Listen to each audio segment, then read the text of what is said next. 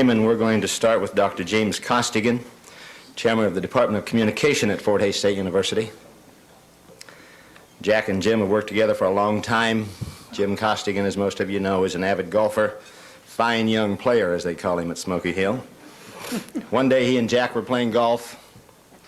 Jim saw an opportunity to slip in a quick moral observation, not that Jack Heather ever needed such a thing. But Jim said, "Jack, I've observed that the best golfers are not addicted to bad language." And Jack swept another load of topsoil into space, slammed his clubs into his bag, and looked Jim in the eye and said, "What the hell have they got to swear about?" Come on up, Jimmy. Dr. Jim Costigan, ladies and gentlemen.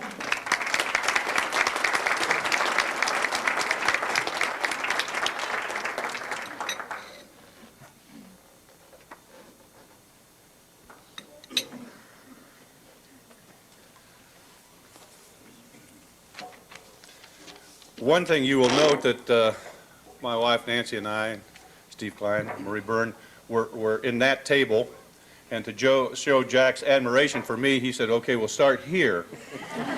When I got through that line, I never really knew that a chicken had that many wings, but I can tell where you come from in that respect. Bob was talking about Jack and I playing golf, and it is true.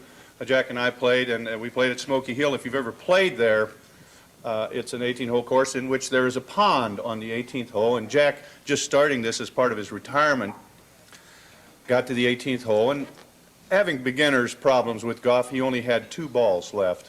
One was all cut up, and the other one was brand new. And he didn't know what to do, and he was looking at that water, and he heard a voice say, "Jack, use the new ball." Well, that's wrong. He says, "Tee it high, take a couple practice swings, you'll be all right." So he teed it high, he took a couple practice swings, and the voice came back. Said, "Jack, use the old ball." Now, I don't know whether you know it or not, but I owe Jack the fact that I am chairman. When I came to Fort Hays, we had what we called in our department a rotating chairmanship. They would meet Jack and leave. And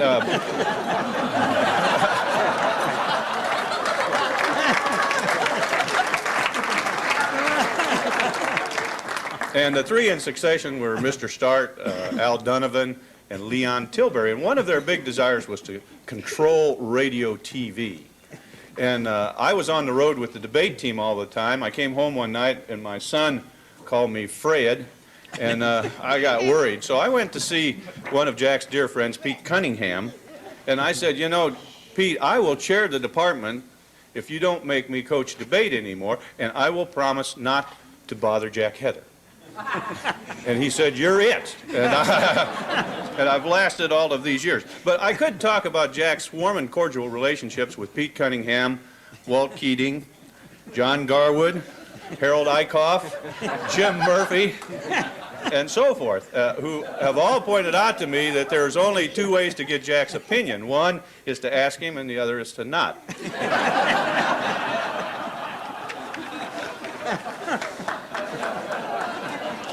But it is true that Jack really looks great now. Bob mentioned the health thing, and Jack has had to spend a little time in the hospital because of all the stress and tension that's involved in dealing with people like me and Jim Murphy and so on. And he is the kind of person that in any environment learns something. And he doesn't like people who use language inadequately. And so in his stay in the hospital one time, he wrote down some of the words that they used and pointed out what their real meaning was. Now, here are some of the terms. Artery, the study of painting. Barium, what they do when CPR doesn't work. Cesarean section, a district in Rome. Colic, a sheepdog. Coma, a punctuation mark. Congenital, friendly. Dilate, to live longer. Fester means quicker. GI series, baseball games between teams of soldiers. Grip, a suitcase. Hangnail, a coat hook. Medical staff, a doctor's cane. Morbid, a higher offer. Nitrate, lower than the day rate. And here's one that's famous at Fort Hays. Node means was aware of. Outpatient, a person who has fainted. Post-operative, a letter carrier. Protein, a favor of young children. Secretion, hiding anything. Serology, study of knighthood. Tablet, a small table. Tumor, an extra pair. Urine, your opposite of you're out. And varicose veins, veins which are very close together. So I am sure, though, that all of us really admire and know all that Jack has done at Fort Hays. One of the things that I really find stands out in all the years that I worked with Jack is his dedication to quality. And I remember so many times that he went to the fort to battle for that. And all of the things you're seeing tonight, I think, are just a tribute to this man who's been a great tribute to Fort Hays. Thank you.